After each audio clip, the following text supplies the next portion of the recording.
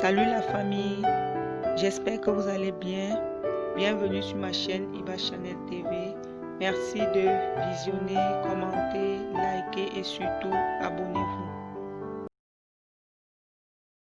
Le président de la République du Cameroun, M. Paul Biya, a convoqué les collèges électoraux de chaque département le dimanche 6 décembre 2020 pour procéder à l'élection des conseillers régionaux.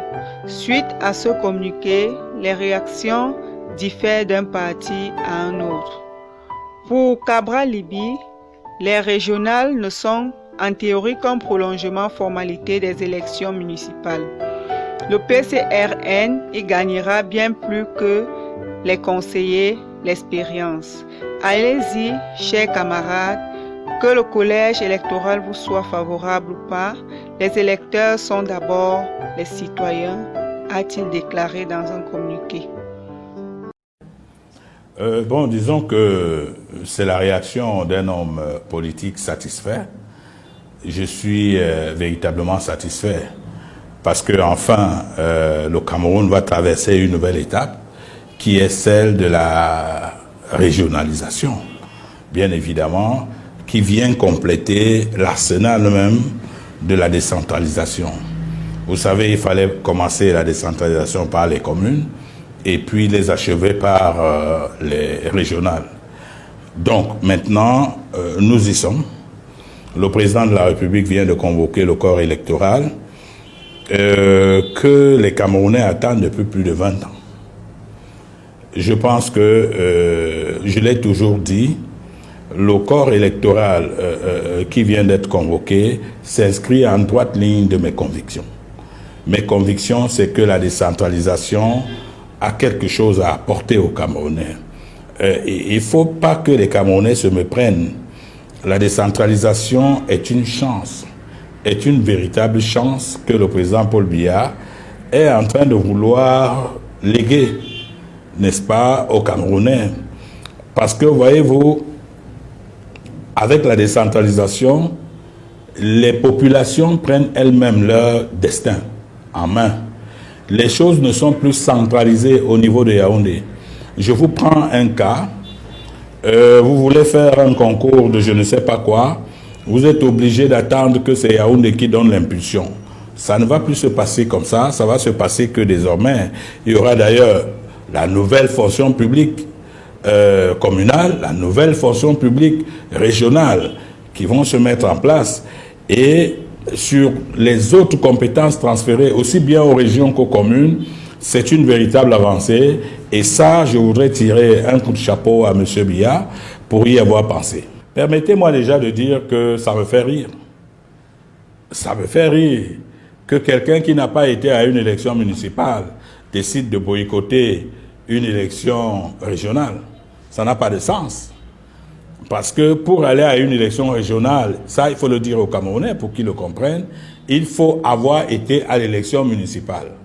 Parce que les votants de l'élection régionale sont les conseillers municipaux des communes. Alors à partir du moment où vous avez décidé de boycotter les élections municipales, dont vous avez zéro conseiller municipal, vous ne pouvez pas oser vous exprimer sur les régionales. Parce que pas d'intérêt, pas d'action. Vous n'êtes pas allé à l'élection municipale, vous ne pouvez donc pas parler des élections régionales. Parce que le collège électoral ici, c'est les conseillers municipaux. Donc, ça c'est le premier point. Le deuxième point, c'est que les Camerounais doivent faire très très attention. Parce que c'est bien de parler d'insurrection. C'est bien de parler de rébellion. C'est bien d'utiliser tous ces mots qui peuvent mettre à mal notre pays. Mais sauf que quand ces choses commencent, on ne sait jamais quand elles finissent. Illégal du corps électoral en vue d'organiser un scrutin électoral utopique et fantasmagorique dédié au régional. Ces événements graves, disais-je, viennent rappeler que nous sommes entrés depuis cette convocation dans le temps de la clarification. Le temps durant lequel ceux qui sont avec les Camerounais et qui luttent avec eux, pour eux, est venu. Le temps où les visages sincères du changement vont définitivement être dévoilés et reconnus. Le temps du miel est venu. Et si l'heure est venue de la formule d'un grand patriote, alors elle est venue. Ce n'est plus à ce stade la cause d'un seul groupe, d'un seul parti politique ou d'une seule organisation quelconque de la société civile.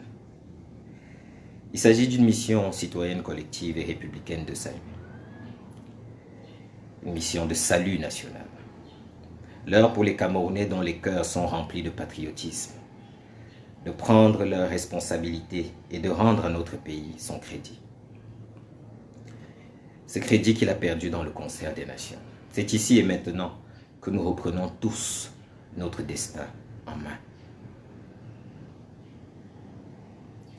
Il faut mettre un terme à cette insurrection antidémocratique et guerrière appelée le renouveau.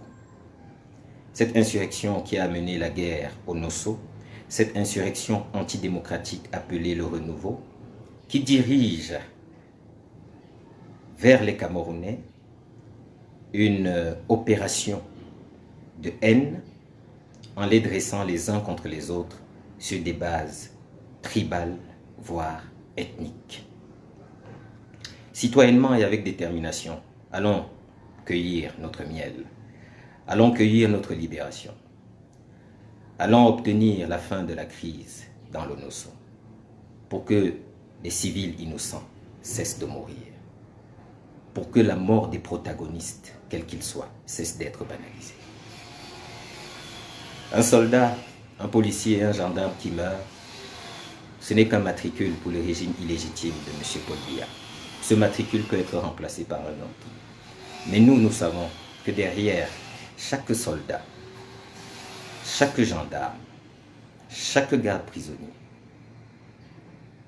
qui décède, une tragédie se joue et un traumatisme national collectif s'opère.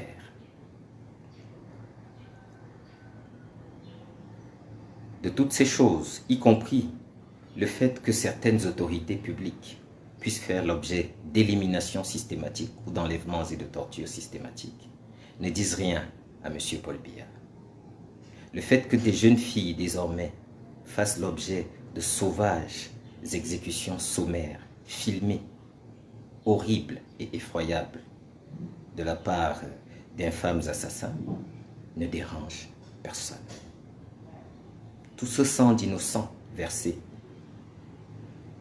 quels que soient les protagonistes, alors que des méthodes pacifiques pourraient permettre de régler notamment la crise au Nosso, tout cela doit cesser.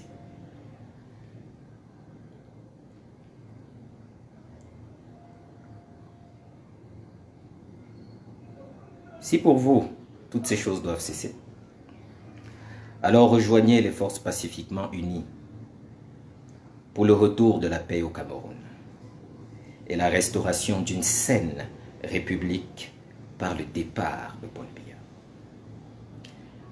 Pourquoi M. Biya s'obstine-t-il à recourir exclusivement à la guerre alors que des moyens pacifiques et négociés permettraient de ramener la paix et d'arrêter cette guerre fratricide? Pourquoi? Pourquoi la solution miracle, c'est le cas de le dire, que constitue un véritable dialogue national inclusif? Pourquoi cette solution continue d'être reléguée aux calendes grecques? Si l'heure est venue, alors l'heure est venue.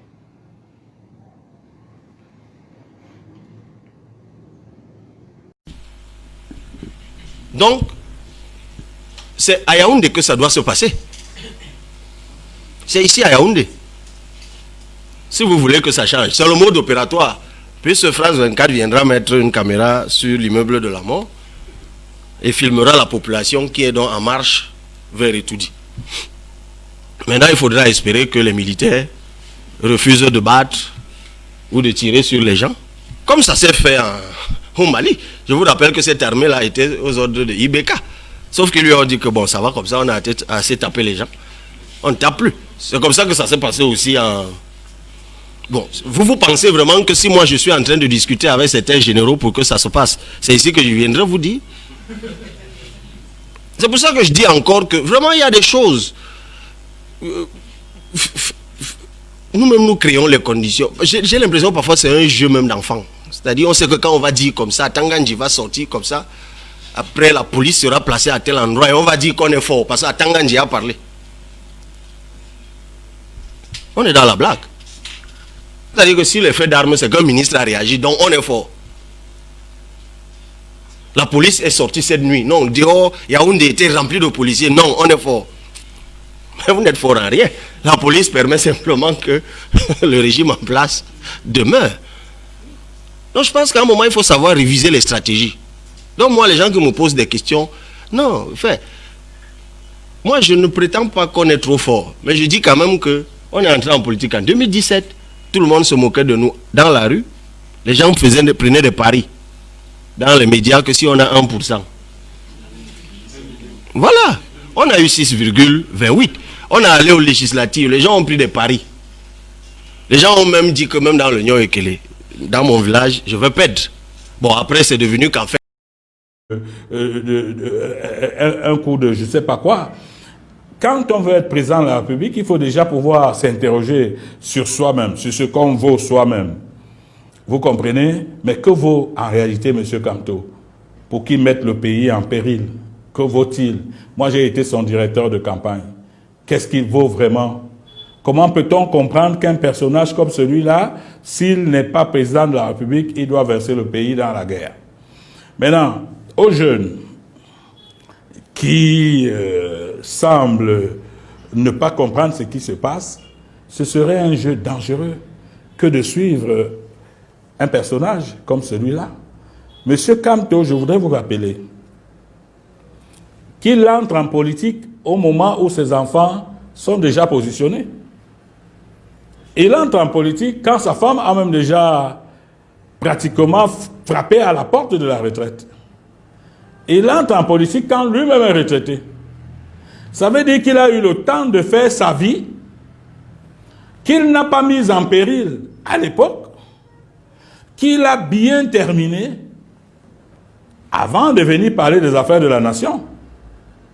Ça, il faut que les Camerounais le sachent.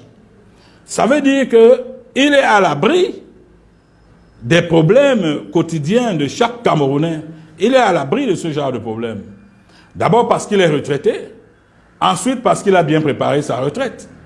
Aujourd'hui, il demande aux enfants des autres de le suivre dans le suicide collectif. Je dis qu'il faut que les gens soient fous pour le suivre dans le suicide collectif. S'il doit se suicider, il faut qu'il se suicide seul.